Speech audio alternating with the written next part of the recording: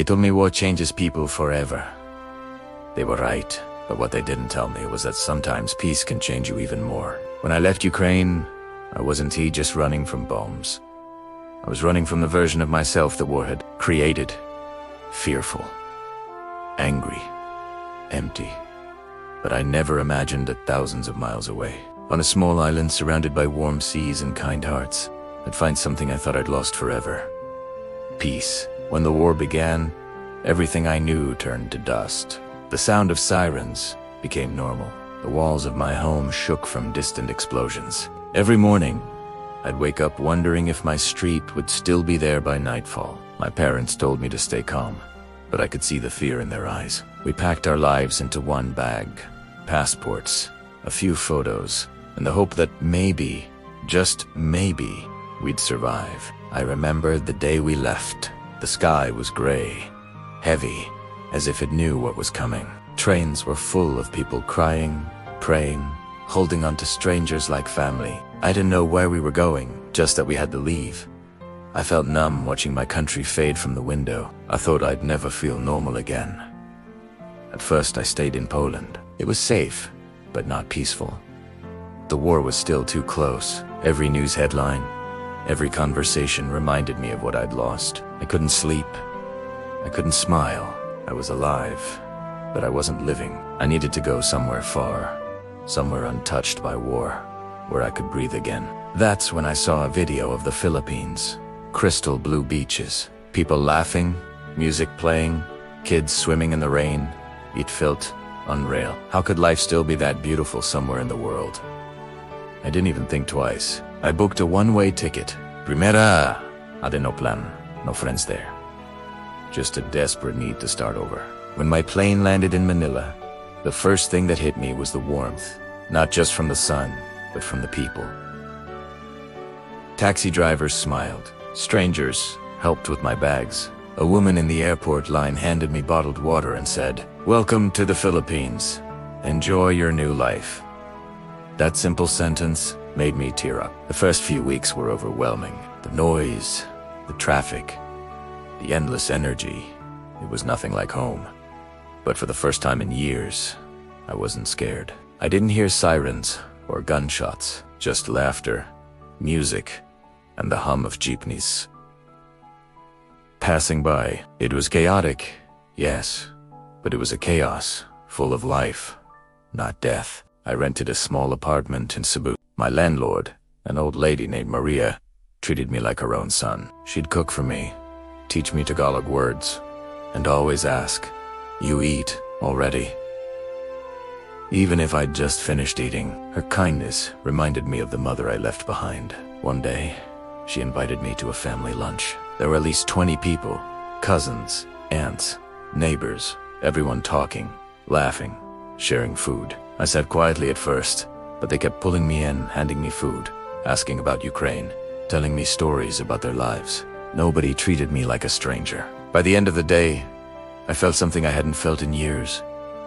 Belonging. But healing doesn't come easy. There were nights when fireworks made me flinch. Loud thunder sounded too much like shelling. I'd wake up from nightmares thinking I was back in the war zone. Sometimes I'd sit by the beach for hours, just watching the waves, trying to quiet my thoughts. One evening, a fisherman named Jojo sat beside me. He didn't say anything for a while. Then inside the sea is good at keeping secrets. You know, whatever pain you throw into it, it carries it far away. I smiled, but I didn't really understand. Not yet. Weeks passed, and life started to feel softer. The people, the laughter, the sun, they were like medicine. I started helping at a local school, teaching English to kids. They'd run to me every morning, shouting, "Kuja, Kuja," which means older brother. They'd hug me, draw me pictures, tell me their dreams. Their joy was contagious. I began to see the world through their eyes, full of color again. But then came the hard part. News from Ukraine kept coming. More destruction, more deaths. I felt guilty for being safe. How could I be on a beach while others were hiding underground? I carried that guilt like a stone in my chest. I thought about going back, But Maria told me something I'll never forget. She said, "You can't pour from an empty cup. You heal first, then you help." Those words changed everything. I stopped feeling guilty for surviving. Instead, I started sharing my story with locals, online, anywhere. Someone would listen. And every time I talked, people would say, "You're strong." But I wasn't strong. I was just lucky to find a country that reminded me how to live again. In the Philippines, life isn't perfect. Far from it. There's poverty, floods, typhoons. But what amazed me was how Filipinos always find a reason to smile. During blackouts, they light candles and sing karaoke. After storms, they rebuild with jokes and laughter. That resilience inspired me. I began to travel more. Bohol, Davao, Siargao, Palawan. Each place felt like a new chapter of healing. In Bohol, I met a tricycle driver who refused to take money after hearing I was from Ukraine. He just said, "You've been through enough, my friend." In Siargao, I learned to surf. The first time I stood on the board, I fell a dozen times. But when I finally rode the wave, I felt free. Completely free. It was like the sea took everything I'd been carrying and washed it away. There was one night in particular I'll never forget. I was sitting outside during a storm.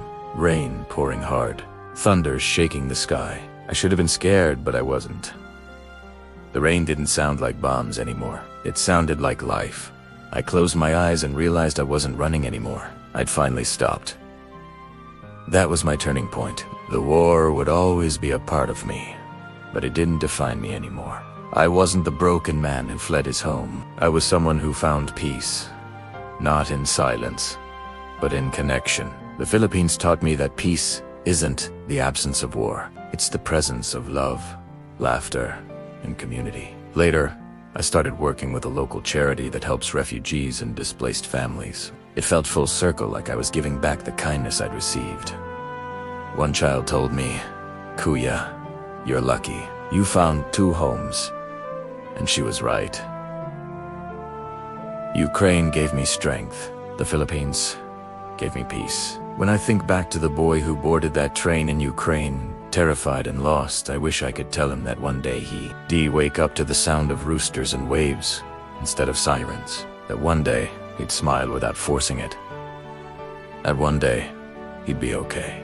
People often ask me, why the Philippines? And I always say, because it reminded me that humanity still exists. Because even when life knocks you down, this country shows you how to stand back up with a smile. Because here, peace isn't found in silence, it's found in people. Now, when I walk along the shore at sunrise, I think about everything that brought me here.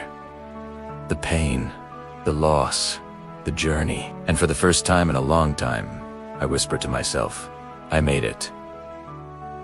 The war took away my home, but the Philippines gave me a new one. It gave me warmth when I was cold, laughter when I was numb, and love when I'd forgotten what it felt like. I came here broken, but I stayed because this country showed me how to be whole again. 200 lost everything. Peace is still out there. You just have to keep moving until you find it. And when you do, you'll understand that sometimes home isn't where you're born. It's where you start living again. If you want to hear more powerful stories of finding peace in unexpected places, click on the next video. It's one you don't want to miss. ChatGPT can make